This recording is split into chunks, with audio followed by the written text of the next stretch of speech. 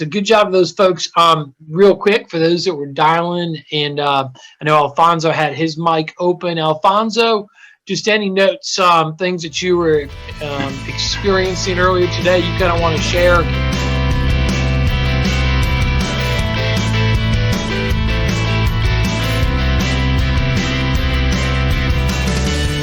I had one potential client this morning that just gave me a lot of pushback, and I continued to listen, and I agreed, ignored, and moved on, and wasn't able to book the appointment, but yet and still I didn't let that get me down.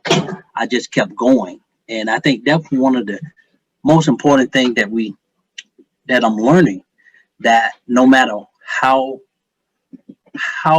things happen at the moment with a client's pushback, and you're trying to push forward, and I just ignored it and moved on, and was able to be successful to book my appointment. So that's just one of the key notes that I found today, is just keep going.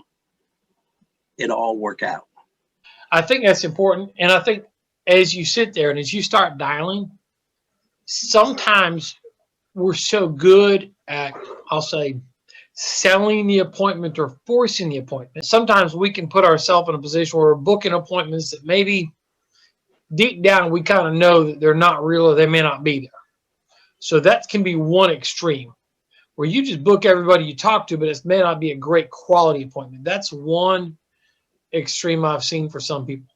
Yeah. On the flip side, sometimes we're so weak in seeking permission that we can start to say, oh, that's one of the tough ones. We just need to go to the next call. We just need to go to the next person.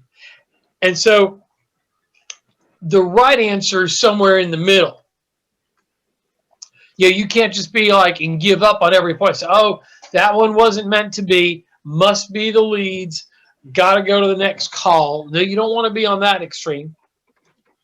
And you don't want to be on the extreme of they're saying yes to you, and like, okay, good, he's off the phone. Let's lock the door and let's not let anybody in. And where you kind of get the sense is totally adversarial, and they have no intention of being there. So it's the smart point is somewhere in between there. And it takes enough calls and enough dialogue and getting coaching to figure out where do you stand. So I think that's a big thing. Alfonso, thank you for sharing that. Yes, no problem. Okay. Jerry, you had your mic open for a bit. Looks like you're now up to 13 appointments booked. Jerry, comments or questions or just thoughts from your dial day so far? Well, I had a little bit of a mix of different types of leads. I had my leads from NAA, GMR. I also supplemented with a little bit of Mail Pro. So trying to just, have a mix of leads. Sometimes when you're dialing it, you connect with a lot of people. I feel like I wasn't really connecting. I feel like I was making a lot of dials and not connecting with a lot of people. So sometimes it takes more dials and sometimes it takes less. But I think just focusing on that 20 appointments versus dials or connects, is key just to remember. And when you said you felt you weren't connecting, meaning like you said you felt you weren't, meaning people weren't answering the phone, or you were talking to them and you weren't getting a good human connection once they were on the phone with you? A little bit of both. I feel like I was having to make a lot of dials today to connect with, people. And then the people that I was connecting with, either they weren't interested or, I definitely experienced some objections today, but I just kept moving forward and kept dialing. So okay, so for you to be at 187 dials and 13 appointments booked, it's a lot more dials, and for you 29 connects and 13 set. That's for you, sounds like those are less than optimal ratios from what you're used to expecting. Right. So take a little bit more work, a little bit more humility today. Yeah. Okay. All right. Hey, I think that's awesome. Hey, there's some times when you can be great at what we do, and some days are harder than others, but that's what greatness looks like is when you keep pushing through to get the result, even though it's not as easy. And I think that's, and hopefully for those you're watching, if you're a new agent, you've tuned in today and you say, oh my gosh, even Jara has to work harder sometimes. Yeah. And I mean, what's crazy is, I think, Jerry, your dial count is, I think it's something to point out to people. So you've dialed for 4 hours today so far. Is that right? Correct. I started at 8. Okay. So basically at 187 dials in 4 hours, let's call it right about 46 dials an hour or so. I mean, so if somebody's wondering what's a good dial pace, 46 dials an hour is a good dial pace. If you're like, well, I'm getting 12 dials an hour, well, that's a great start. And what are you doing that's causing you to not get nearly as many dials? Well, I'm talking a lot to people. Jared talked to 29. I mean, that's about 7 or 8 connects an hour. So again, just help people see the math behind that, and just being able to focus and get through it faster is sometimes a big deal. Jerry, anything else that has been helping you today stay focused?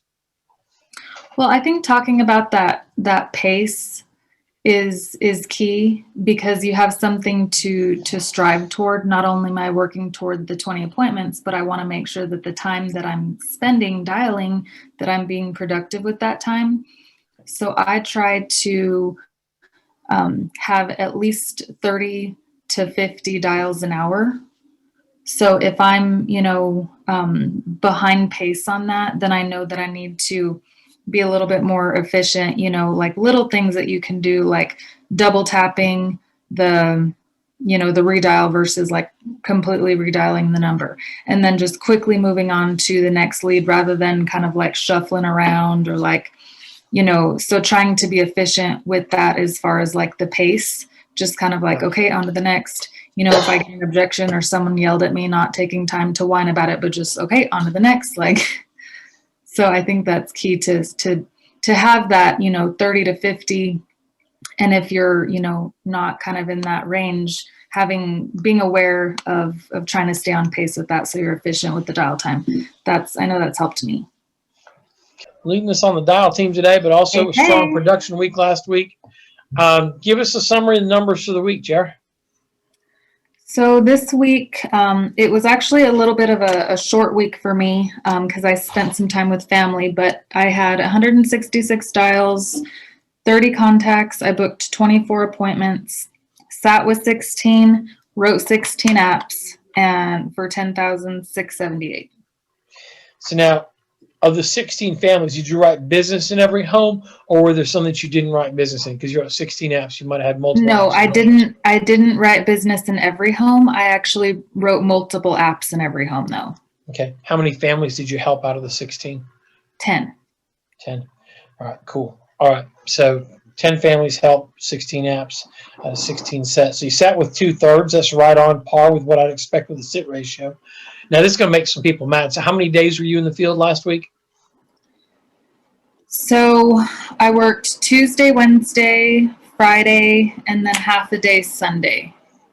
Okay. You took some time off for family. You were telling me, where'd y'all go, or what'd you do for fun? So we got an Airbnb.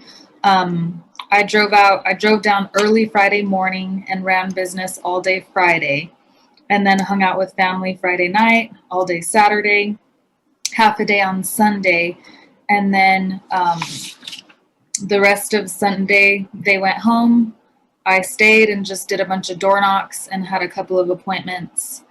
And so I'm still here in Las Cruces, gonna run business, and I figured I'm down here, so might as well, run business, and here in El Paso as well. So it was a good balance to have that family time and also have a productive week. Any tips, anything? I mean, you had a pretty efficient week, but anything that jumps out at you as a teaching point or something you're proud of or had to overcome? Well, I think I've definitely been more intentional about IULs and asking people about what they're doing to save for retirement. So one of my cases this week was a $300 a month IUL. And so that's been a case that I've been working on for a little bit. So I think just continuing to plant those seeds, it may not happen where you're going to close the deal in that same week, but just planting those seeds, you know, following up with clients, and then also assuming the sale. So like in a lot of the homes that I wrote multiple apps, like, and just like in one example there was a lady, she just wanted to, you know, cover final expenses. So I showed her, like, we wrote her a Plan Right app, and then I showed her an accidental death.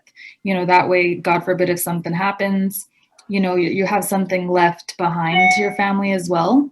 So I always will present like the initial option and accidental death coverage because it's with Mutual of Omaha. And so I just assume the sale as far as like, you know, these are the two options. We're going to pick one of these for the final expense combined with the accidental and see if we can get you approved. That's big. Okay. All right. So doing that is huge. Can I ask Jared real quick? Go ahead. Yes. Hi. So when you said you showed them a plan and then you showed them an accidental, how are you presenting that in the home?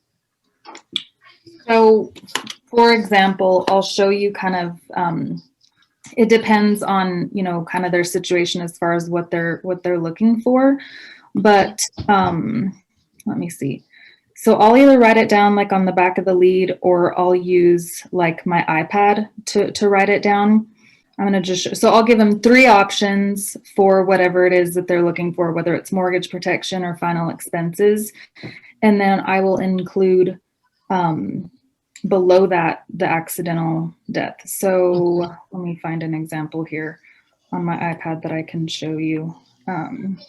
So here's an example on one app that I wrote. I don't know if you guys can see this or not, but I basically was like, okay, we're looking at mortgage payment protection for Danielle. So we're going to do 6 months, 12 months, and 24 months of mortgage payment protection. Okay, choose one of those. And then down below on the accidental, I wrote 100,000. Okay. And sometimes I'll give them like a few options on the accidental, but in her case, her mortgage was for about 100,000. So that's kind of how I'll present it. And sometimes if it's like a couple, let me see if I can find an example like on a couple. So I'll do it like in the mid, I'll put the options like in the middle. So we have like, you know, I don't know if you can see that. Okay. So you have like the mortgage protection, you have, in this case, it was, so we had like Carlene and Nancy. In fact, this is the one that I wrote the IUL on, the 3600. But I just showed like, okay, here's one option, you know, option 2, the split plan. And then if we did like the mortgage payment protection, and then I think I even showed an accidental. Does that help? It does. Thank you. So you're presenting the plan, but then you're just tacking on that accidental at the end of it. Right. So then you're telling them the total together. And the key is, Annette, the key there is when you're doing it, because it's a mortgage protection, and when you know that they may not qualify for the full mortgage because of a health issue, and you know you have to use the final expense product, use the final expense to cover 3, 6, 9, 12, 18 months, whatever it is, for the critical payment protection, and then the accidental to cover the full mortgage. That way, the combination, they may choose one or the other, but they may likely choose both, which is a smart way to do. All right. So thank you guys. All right. So shout out really quick to Jake Wilson, because he actually is waiting on his license to get issued.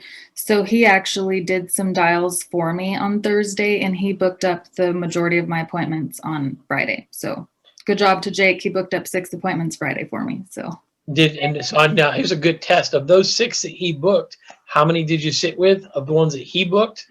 I sat with 1, 2, 3. I sat with 3 out of 6 and helped 2. Beautiful. All right, Jake, that means you've got the goods to book effective appointments. Bo, you ought to be proud. Good job, Jake Wilson. Thank you very much. All right. And if you had a license in New Mexico, we would be able to pay you a commission for that. That's right. I have my license in Minnesota hopefully very soon, and I'm so excited to get going. I really am. There we go. I'm I know. pumped. We're excited to have you going. Cool. Good job. Hey, good job doing what you can while your license is out there kind of in no man's land waiting for it to show up. So seriously, good job, because you could have chosen just to sit back and play video games or watch Netflix, but you chose to get in the hunt and do some stuff. So good job. Guys, take care. Keep hammering. Keep those appointments getting booked, and stretch yourself. Awesome. Proud of this team.